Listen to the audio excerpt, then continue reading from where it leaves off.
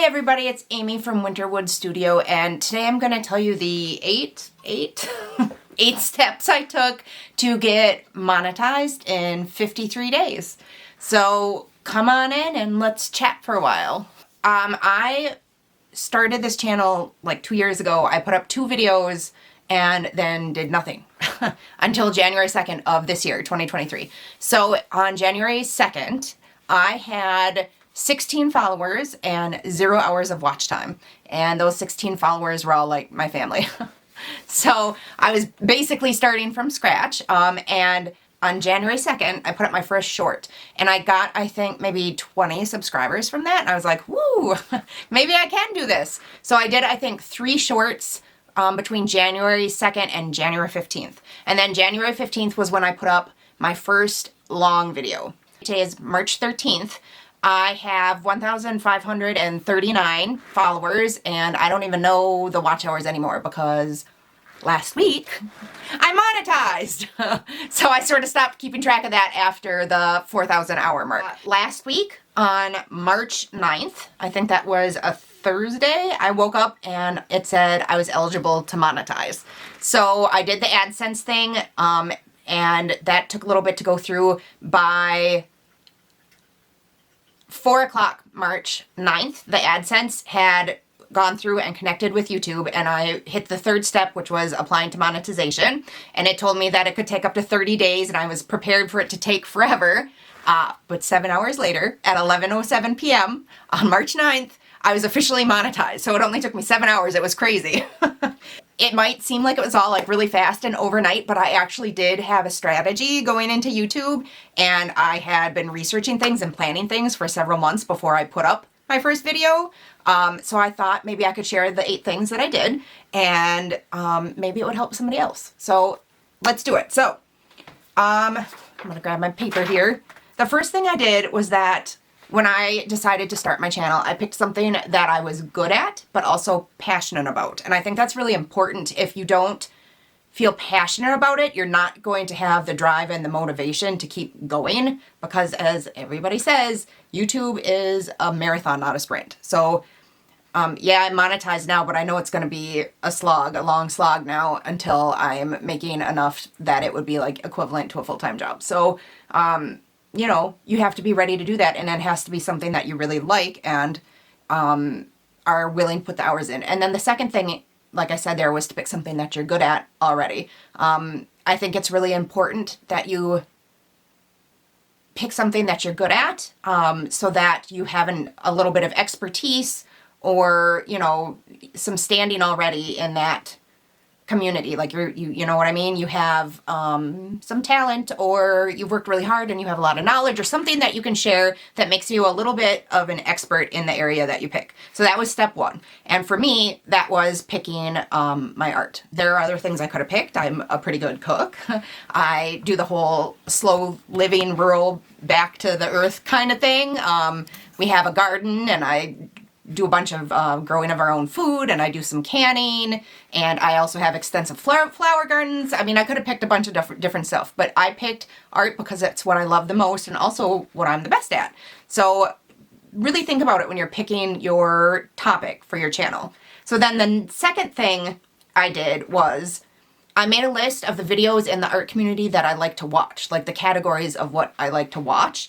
And I planned to start my channel with that. So I love to watch art hauls. So my very first video was an art haul. I really like to watch time lapses.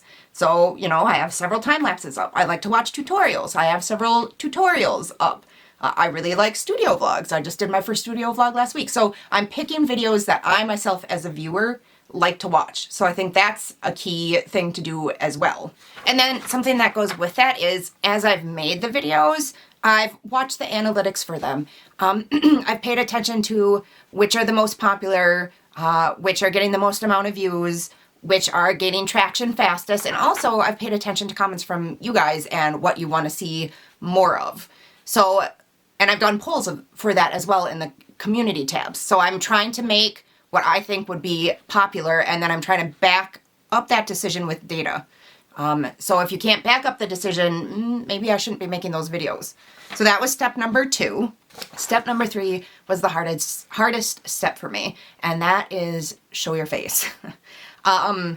Yeah, I'm kind of insecure like a lot of us, and I've talked about it before. You know, I have a chronic illness, and I'm on and off steroids to treat the inflammation. Right now, I have been on steroids for 8 months.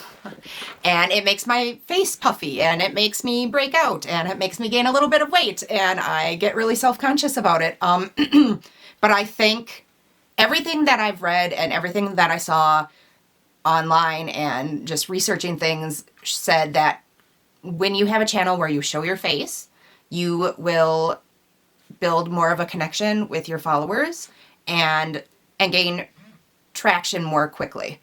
So it's hard for me. I'm self-conscious, and if you go and look at my Instagram, there are no selfies of me on there ever until just now when I started doing my YouTube channel, and the cover photos or thumbnails or whatever you call them for the videos have my face in them. And I've had a couple of those that I've posted over there to Instagram.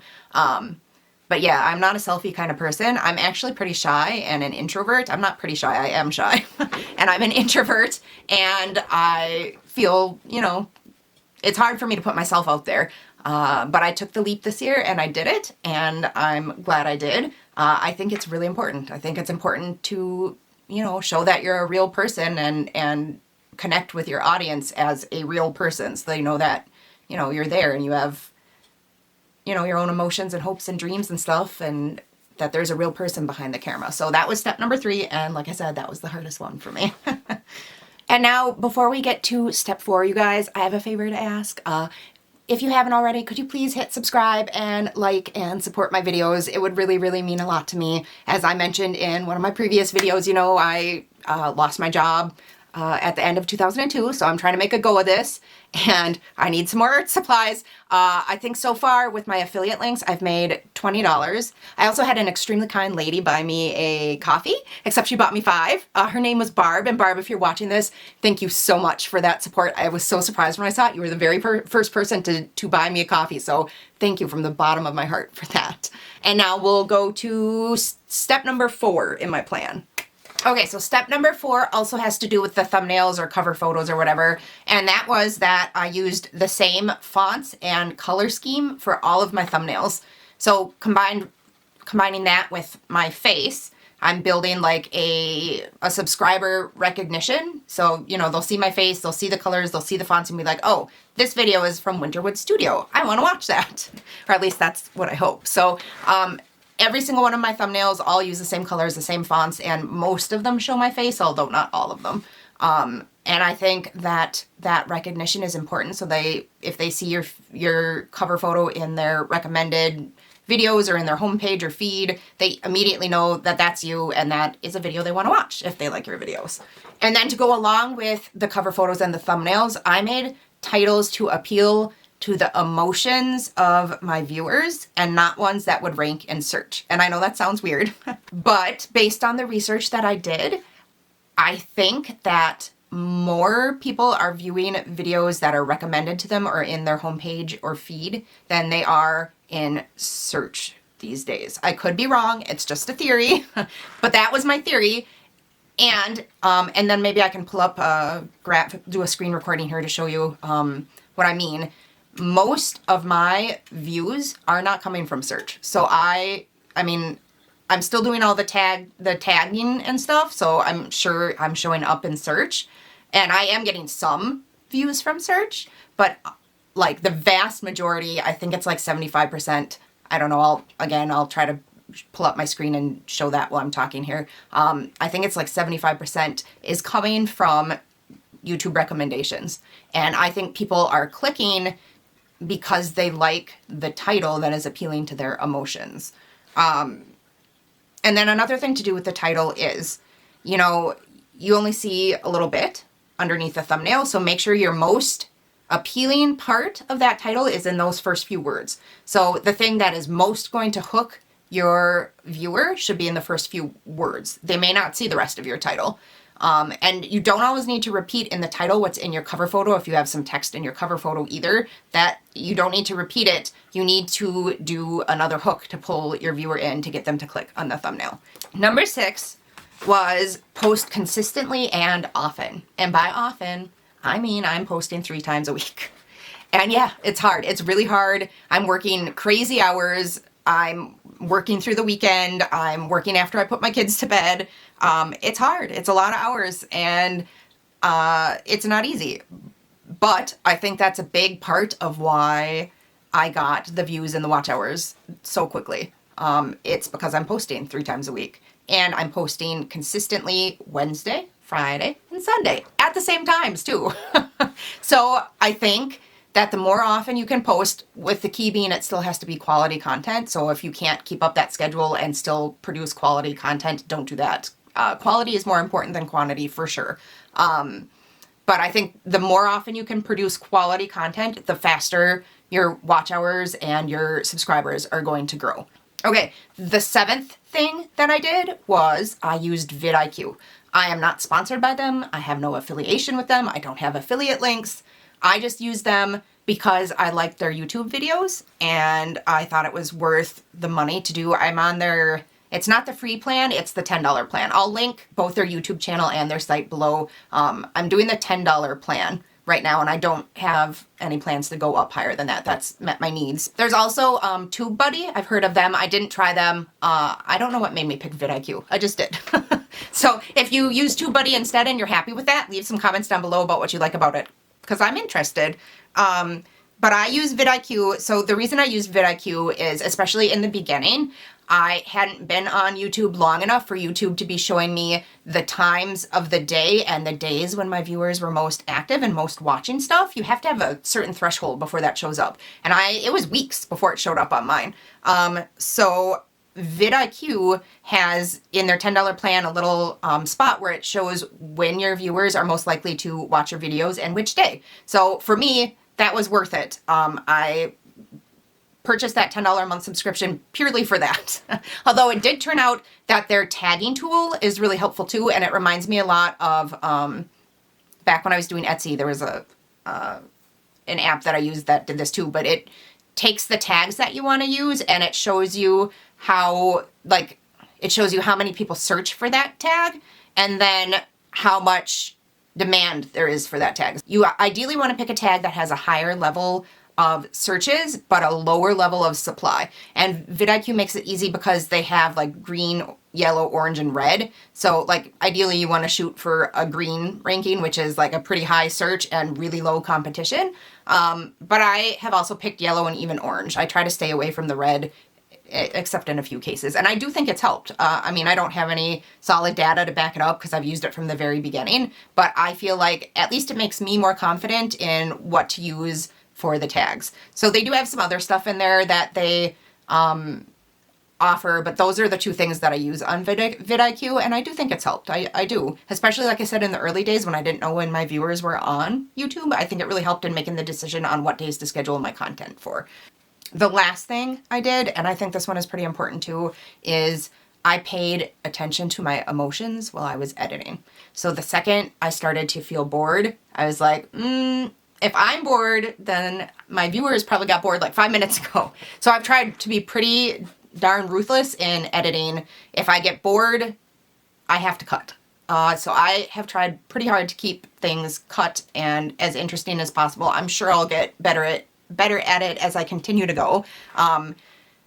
But I think it's really important as you watch your video while you're editing to try to put yourself in the mindset of being a viewer and be like, do I really need to see this? Is this really interesting? Is this really going to grab my attention? Do I feel bored? Do I feel like this has dragged on too long? I think it's really easy, especially when we're editing, to get tired or sloppy and be like, I'm just going to be done and throw this up. But I don't think that helps very much with retaining your audience's attention. So be ruthless when you're editing. Really, like, think of yourself as watching somebody else. It's not you. It's just some other random person, and think, is this interesting to me? And I'm still working on this one. I know that this is probably hard for a lot of people, and I'm definitely still working on it. But those are my 8 steps to monetizing in 53 days. I'm not going to say if you follow them, you're for sure going to monetize that fast. I think some of it was also luck. And I was lucky enough to have a good camera already, and a good computer for editing on. So, you know, that was luck. So I can produce quality videos with the camera and the computer.